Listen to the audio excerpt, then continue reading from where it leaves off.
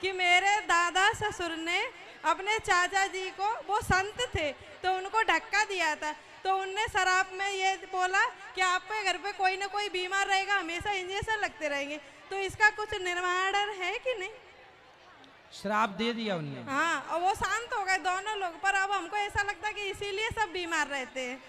तो आप अपने घर में उनके सदगति कल्याण के लिए कुछ किया आप लोगों ने? नहीं, अभी तक तो कुछ नहीं किया। तो कर लो, उनकी सदगति उनके कल्याण के लिए कुछ प्रयास, कोई उपाय करो। तो क्या करा सकते गुरुजी? भागवत जी की पोथी पाठ करा सकते हैं, गया जी में श्राद्ध करा सकते हैं, उनके नाम से जो भी पुण्य करना चाहो, दीन दुखी गरीबों की मदद कर सकते हैं, जो भी चाहो। गुरुजी मैं ये भी पूछ रही थी कि छोटे छोटे बच्चे हैं तो उनको वो सोच के बाद हम धुलाते हैं, तो उसके बाद ठाकुर जी की सेवा कर सकते हैं, माला जब कर सकते हैं? हाँ, आप छोटे छोटे बच्चों को माँ जब सेवा करती है तो ठीक है, आप हाथ पांव धुल के अपना कार्य कर सकते हैं। थैंक यू गुरुजी, प्रणाम। खुश रहिए।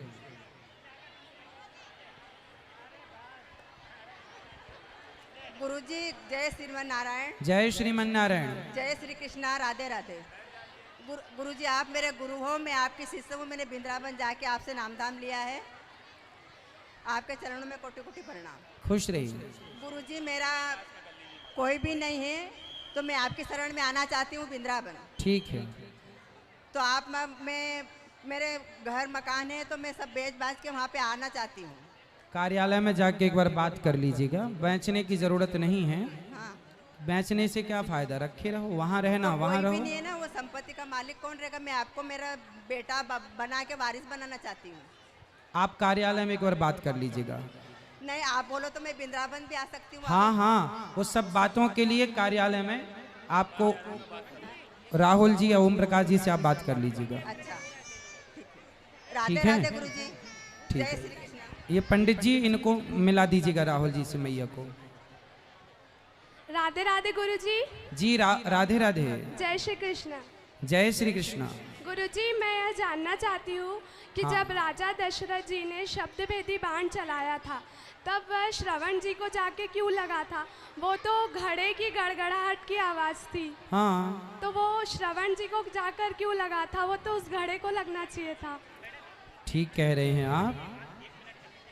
दशरथ जी ने बाण चलाया, शब्दभेदी बाण, हाँ तो शब्द जहां से आ रहा था वहीं लगना चाहिए था, ये आपका प्रश्न है। जी गुरुजी। पर कहा यह जाता है कि दशरथ जी के अतिरिक्त वहां पर, ये बात मैंने संतों से सुनी है कि वहां दशरथ जी के अतिरिक्त रावण भी मौजूद था। जी पर रावण चाहता था कि दशरथ जी को श्राप लग जाए और इनकी मृत्यु हो जाए, क्योंकि उसे पता था कि इनके पुत्र से मेरी मृत्यु है। रावण था, ज्ञानी था। तो शब्दभेदी बाण उसने निकाला और वो बाण अपने धनुष के द्वारा श्रवण को मारा, जी गुरुजी। और ताकि दशरथ जी आरोपी बन जाएं, दोषी बन जाएं, श्राप उन्हें मिल जाए। इस तरह ये रावण की चाल थी, ऐसा संत जन कहते हैं। पर इस कथा का विशेष कोई प्रमाण नहीं है, इसलिए कहीं सुनी तो जाती है। बाकी समाज में यही मान्यता है कि दशरथ जी ने बाण मारा। ठीक है। कुछ लोग ये भी कहते हैं कि दशरथ जी ने बाण मारा, वो जाके छाती पर ही लगा, ऐसा मान्यता। धन्यवाद गुरुजी। सब प्रकार की मान्यताएं हैं। ये मेरी इच्छा थी कि मैं आपसे बात करूं और वह इच्छा पूरी हुई। मुझे इसकी बहुत खुशी। धन्यवाद गुरुजी। खुश रहिए। राधे राधे गुरुजी। प्रसन्न रहिए, प्रसन्न रहिए। बेटा इनको बात कराना। बोलो बोलो। राधे राधे गुरुजी। राधे राधे। आपके चरणों में मेरे कोटि कोटि प्रणाम। जी गुरुजी मैंने आपका ये भागवत, ये भैयों के टाइम पे शुरू से मैंने आपके भागवत सुनती रही टीवी पे। हाँ। और इतना आत्मविश्वास और इतना मनोबल बढ़ा, जिसके कारण गौरी गोपाल जी की इतनी कृपा हुई कि मुझे पुत्र रत्न हुआ। वाह, भागवत जी की कृपा से इन्हें पुत्र रत्न मिला। अच्छा ये बताओ, सनावद वासी हो या क्षेत्रवासी हो, कथा अच्छी लग रही है आप लोगों को? आपके नगर में, आपके क्षेत्र में हम आए तो आपको अच्छा लगा? और कथा से सीखने को कुछ मिल रहा है? जी गुरुजी। कोई शिकायत तो नहीं है आपकी हमसे? हो तो बताना, हम सुधारेंगे। गुरुजी मैं आपसे बस यही चाहूंगी कि आप मेरे बच्चे पे हमेशा आशीर्वाद बनाए बिल्कुल रखें बिहारी और जी मेरे की कृपा बनी रही। राधे राधे। खुश रहिए। राधे राधे गुरुजी। राधे राधे। गुरुजी मेरा एक सवाल ये है, बोलो। गुरुजी मेरा सवाल ये है कि जो वीआईपी लोग हैं, भैया आप सिर्फ को सुनना कि क्या हुआ है दिन में, वीआईपी की बात बताओ। बोलिए बोलिए। गुरुजी आज मतलब ये मेरा एक सवाल ये है कि जो वीआईपी लोग हैं वो आगे बैठेंगे। आप भी तो वीआईपी हो। नहीं, आप आगे नहीं बैठी हो। मैं आज कार्य करने के लिए मैंने एक कार्ड लिया सेवा देने के लिए, तो एक लड़के ने यहाँ के जो कार्य करते हैं उन्होंने मेरे से पास छीन करके इतनी पब्लिक में फाड़ दी और मेरे से बदतमीजी की। तो ये अच्छा किया क्या नहीं, उन्होंने? बोला बुरा है, उनको ऐसा नहीं करना चाहिए। और ये बदतमीजी, अच्छा व्यवहार सबको सबके साथ रखना चाहिए, किसी को किसी के साथ गलत व्यवहार नहीं रखना चाहिए। गुरुजी सेवा देने का सबको अधिकार है। बिल्कुल तो बिल्कुल मैं सेवा देने के लिए खड़ी थी। सही है। तो बदतमीजी से उन्होंने कार्ड वो फाड़ दिया। उनको आप समझाते कि क्या नहीं, जरूरत है भाई। वो सुनने को राजी नहीं है, वो बेइज्जती करके चला गया। कोई है तो ऐसे बहुत लोग होते हैं जो संस्कारहीन होते हैं। तो अब संस्कारहीन है तो वो गलत बात ही करेगा। गुरुजी नारी का सम्मान इसी को बोलते हैं क्या? नारी का सम्मान इसी को बोलते हैं, ऐसी बदतमीजी करना। सही है, ऐसा नहीं करना चाहिए। उसका नाम सचिन सेजगाया। आप जाके उसने घर मेरे से में बदतमीजी बात की। करना उनसे, ऐसा क्यों किया। आप जानते हो उनका घर वर कहाँ जानती हूँ मैं, है? हाँ तो उसके जाना, घर अभी जाना, प्रश्नोत्तरी के बाद सीधा घर। उसके घर ही जाऊंगी मैं। वो कहना ऐसा क्यों किया तूने। जी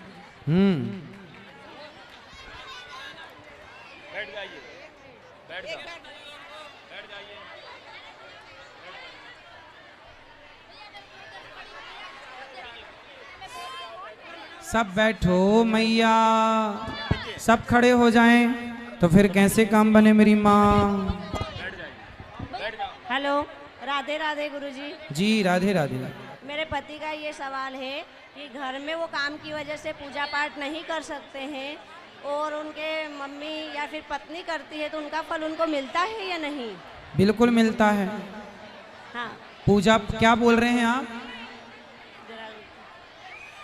पूजा पाठ घर में से मेरे पति काम की वजह से नहीं कर सकते कोई बात हैं, नहीं, तो आप कर लो। तो उसका फल उनको मिलता है या नहीं? हाँ, आप पति पत्नी में जो पूजा, वो काम करते हुए भगवान का स्मरण करते रहे, उनको ये बोलना। आज मानसिक पूजा बताई ना, राधे राधे ऐसे वो गुरुजी। मानसिक राधे पूजा राधे करते गुरुजी।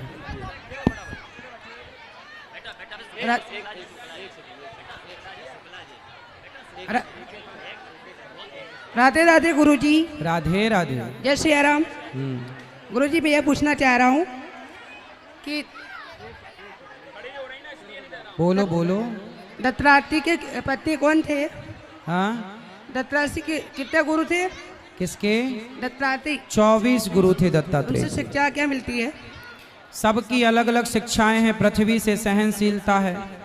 हाँ जल को गुरु बनाकर उन्होंने जी। शिक्षा ग्रहण की कि जैसे जल अपने स्वभाव में स्थित है, ऐसे हमें भी अपने स्वभाव में। समुद्र को गुरु बनाया, अजगर को गुरु बनाया। जैसे समुद्र गहरा है, हमें भी गहरे विचार वाला होना चाहिए। आकाश को गुरु बनाया, जैसे आकाश सर्वव्यापी है, हमें भी भगवान को सर्वव्यापक दर्शन करना चाहिए। गुरुजी अष्टक बोल दो एक। हाँ। आदिदेवं जगत कारुणी श्रीधरं लोकनाथं विभुव्यापकं शंकरं सर्वभक्तिश्रीदं मुक्तिदं माधवं सत्यनारायणं विष्णुमि संभजे। खुश रहिए। गुरुजी राधे राधे। राधे राधे। सत्यव्रतं सत्यपरां त्रिसत्यं सत्यासयोनिं ले आ बेटा ऊपर, ऊपर ले आ। उसको भी लाना जो बनाया बच्चा।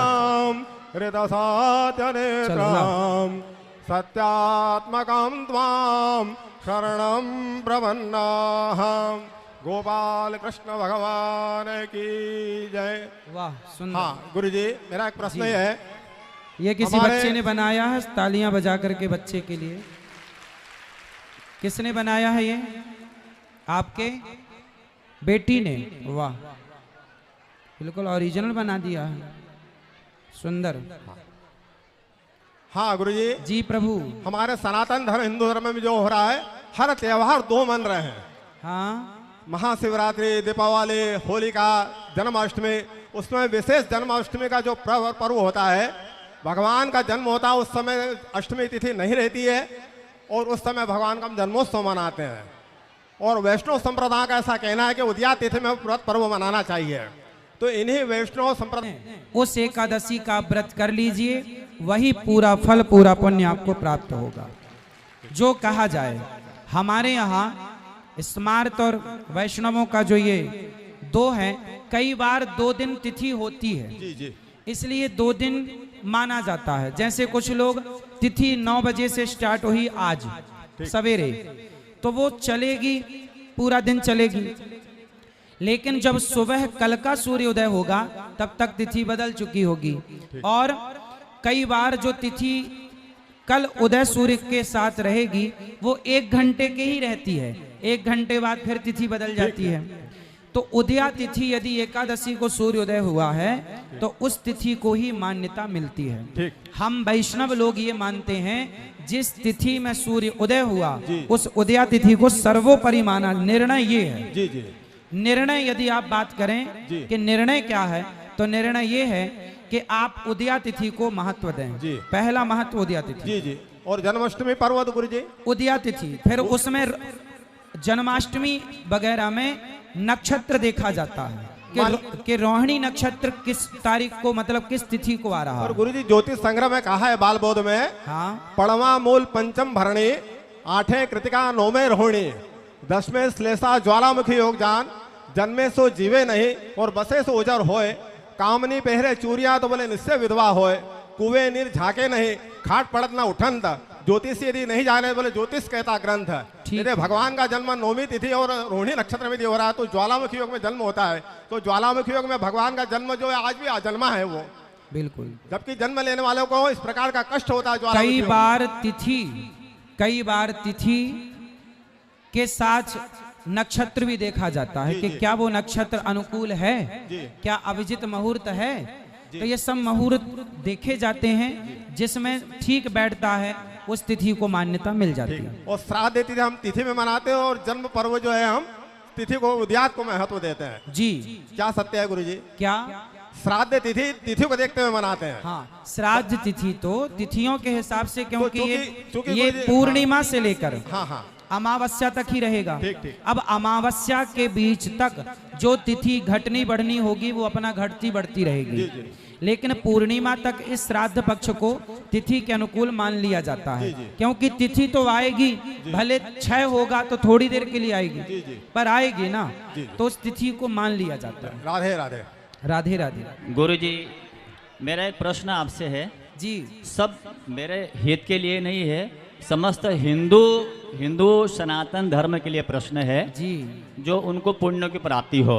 हाँ, प्रथम तो मैं इस क्षेत्र के नहीं, लेकिन जब आप इसी हाथ से शौच करते हैं, आपके शरीर के अंगों का स्पर्श करते हैं, तो फिर हाथ धुलना अनिवार्य होता है कि नहीं? बोलो हाँ। इसका मतलब है कि आपके शरीर में ही कुछ स्थान शुद्ध हैं और आपके शरीर में ही कुछ स्थान अशुद्ध हैं आपके शरीर में। उसी तरह गाय शुद्ध है, गाय को स्पर्श कर लो, गाय को आप उसके पांव दबाओ, उसके चरण दबाओ, घर के अंदर रखो, बाहर रखो, सेवा करो, कोई दोष नहीं है। पर कुत्ता अशुद्ध माना गया है, रोटी दो, उसका अपमान ना करो, लाठी ना मारो, पत्थर ना मारो, लेकिन उसे स्पर्श करना वर्जित बताया, इसे छूना नहीं। यदि छुआ है तो स्नान करने का विधान है। अपवित्र जो है उसे अपवित्र ही माना जाएगा, वो कितना भी गंगा नहाए कोई पवित्र नहीं हो सकता, ऐसा मान। अब आप लोग कहेंगे कि महाराज जी वो सियाराम बाबा के यहाँ तो कुत्ते अंदर बैठे रहते हैं, तो वो संत हैं। यदि उस प्रकार की साधना आपकी हो गई है तो सियाराम बाबा कुत्ते पालते नहीं हैं, वो तो जीव मात्र में सबको भगवानमय देखते हैं, वो संत हैं। उस कोटि के यदि बुद्धि आपकी है तो आप रखो। क्या आप सियाराम बाबा जैसी बुद्धि वाले हो गए हैं? क्या उनकी जैसी भक्ति आपकी हो गई है? इसलिए जो विधान है, देखो हम सामान्य प्राणी से संतों की तुलना नहीं हो सकती, हम अपने को उनसे तुलना नहीं कर सकते, तो हमारे आपके लिए जो विधान है हमें उसको फॉलो करना चाहिए। कुत्ता द्वार पे रखो, बाहर रखो, जैसा पूज्य महाराज जी ने बताया, शास्त्र कह रहे हैं। गाय को घर में रखो, और कुत्ते को, जिस घर में ये बात सही है कि जिस घर में कुत्ता होता है, आजकल तो लोग अपने बेडरूम में अपने संग सुलाते हैं कुत्ते को, रसोई में वो मुंह चाटता है, मैडम सबसे अनुरोध है कि हमारे यूट्यूब चैनल को जोड़ रहे हैं सभी लोग सब्सक्राइब लाइक कमेंट करना ना भूलें और ज्यादा से ज्यादा शेयर करें। को रखा जाए उस घर के पितर, उस घर के व्यक्ति के हाथ से ना श्राद्ध ग्रहण करते, ना तर्पण जल ग्रहण करते, ना कुछ ग्रहण करते। हमारे पितर रुष्ट हो जाते हैं कि तुम्हें गाय रखना था, तुम कुत्ता रख रहे हो। तो जो जहां का है वो वहीं अच्छा लगेगा। आपकी नाक यहां से उठाकर कोई यहां जमाए माथे पर, अच्छी लगेगी? जो जहां का है वहीं अच्छा लगेगा। आपके कितने हाथ हैं? 2, जोर से। इन दोनों हाथों में पूजा का अधिकारी कौन सा हाथ होता है? सीधा हाथ, दाहिना हाथ। बायां क्यों नहीं? आपका ही तो है, क्यों नहीं? मतलब एक हाथ को शास्त्र ने शुद्ध बताया है, एक भगवान के लिए है और एक शरीर की शुद्धि के लिए है। इसलिए जो हाथ शरीर की शुद्धि के लिए है उसे भगवान के लिए वर्जित रखा है। मतलब शरीर में आपका ही 2 हाथ है, लेकिन उसमें एक शुद्ध है, एक अशुद्ध है। उसी तरह गाय शुद्ध है, कुत्ता अशुद्ध है। इस मर्यादा को बनाए रखें। गुरुजी साधुवाद। आप व्यासपीठ से कहेंगे तो सभी पालन करेंगे, इसके लिए बहुत बहुत साधुवाद गुरुजी। जरूर प्रभु, हम जरूर इन बातों को कहते हैं, पहले भी बहुत बार कह चुके हैं, जरूर आपकी आज्ञा का पालन करेंगे, जरूर। राधे राधे गुरुजी, आपको सादर चरण स्पर्श। खुश रहिए। और मेरा प्रश्न ये है कि भक्ति का जो सोपान आपने किया है और बड़े बड़े ऋषि मुनि करते हैं, तो क्या वो सोपान, क्या वो भक्ति रस में डूबने का सौभाग्य किसी सांसारिक व्यक्ति को मिलता है? हाँ, आप भी डूब जाएं उस प्रेम में तो आप भी उस आनंद को प्राप्त कर लें। तो उसकी अनुभूति कौन कौन सी होती है? थोड़ा सा। वो अनुभूति बताई नहीं जा सकती। वही तो बात है कि जब माँ अपने बच्चे को पैदा करती है ना, और पहली बार जब वो अपने बच्चे को छाती से लगाती है, तो उस सुख का जो अनुभव उस माँ को होता है, जरा उससे पूछो कि वो कैसा सुख था। क्या कोई माँ एक्सप्लेन कर सकती है? नहीं बता सकती। तो वो कुछ चीजें अनुभव की जा सकती हैं, बताई नहीं जा सकती, एक्सप्लेन नहीं की जा सकती। क्या सांसारिक व्यक्ति को अपनी भक्ति और अपनी पवित्रता, अपने कर्तव्य और धर्म के साथ जो व्यक्ति आगे बढ़ता है, उसको सिद्ध करने के लिए भगवा वस्त्र या श्वेत वस्त्र धारण करना जरूरी है? वस्त्र से भक्ति का कोई लेना देना नहीं है। वस्त्र से भक्ति का कोई संबंध नहीं है। भगवान का भक्त तो किसी भी वस्त्र में, किसी भी रंग में, किसी भी योनि में रहकर भगवान को पा सकता है। हाथी के शरीर से भगवान को पाया गजेंद्र ने। तो भगवान के भक्त तो किसी भी शरीर से, किसी भी रसखान ने मुसलमान होकर भगवान को पाया। और जब आप भगवान की भक्ति में लीन होते हैं, तब एक सबको समझाने का एक प्रश्न है, क्या आपको तब याद रहता है कि आप कृष्ण भक्ति में हैं, या विष्णु जी की भक्ति में हैं, या शिव जी की भक्ति में है, या महावीर स्वामी की भक्ति में है? भक्ति तो एक ही है ना। भगवान जिससे हमने मन लगाया है, देखो स्त्री सेवा सबकी करती है पर समर्पण पति में करती है। उसी तरह आप सबका आदर सत्कार सम्मान कीजिए, पर समर्पण अपने इष्ट के श्री चरणों में ही कीजिए। और बस आपका आशीर्वाद चाहिए गुरुजी। मैं यहाँ पर राष्ट्र सेविका समिति की विस्तारिका हूँ, जो कि लड़कियों को सेल्फ डिफेंस का सिखाने का कार्य करती हूँ, नियुद्ध सिखाती हूँ, दंड सिखाती हूँ। उसका कोई चार्ज नहीं होता। और साथ में हिंदू लड़कियों को कट्टर हिंदू बनाने का काम करती हूँ। तो उसके लिए मुझे आपका आशीर्वाद चाहिए। और आपके इस मंच से मुझे सौभाग्य मिला है, तो आज मैं सभी को यह सूचना देनी चाहती हूँ कि हर रविवार सरस्वती स्कूल में सुबह 8 बजे से 10 बजे तक लड़कियों को नियुद्ध, दंड, तलवार और आत्म सुरक्षा के साथ